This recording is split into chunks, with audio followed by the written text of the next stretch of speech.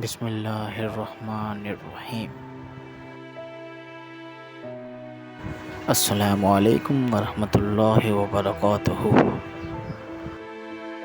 فلسطین کے لہو کی پکار، یہ نہ سمجھنا کہ اللہ ظالموں کے عمل سے غافل ہے، بس ایک دن ہے جس کے لیے وہ انہیں روک کر رکھا گیا ہے۔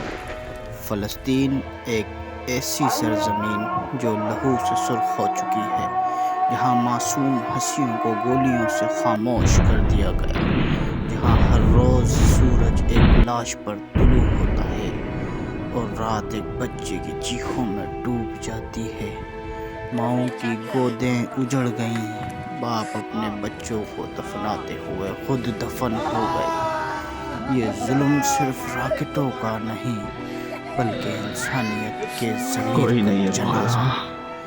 دنیا تماشائی ہے، اقوام متحدہ کے کان بند ہیں اور مسلم امت کی زبان پر تالے ہیں۔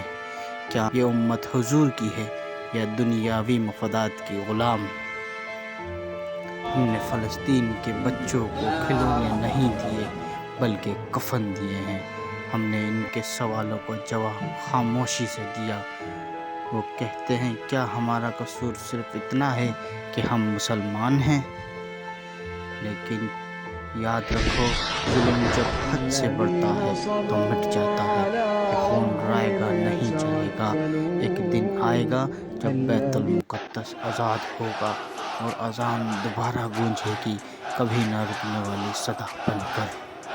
اے امت مسلمہ، جاگ جا، یہ تمہاری غیرت کا سوال ہے۔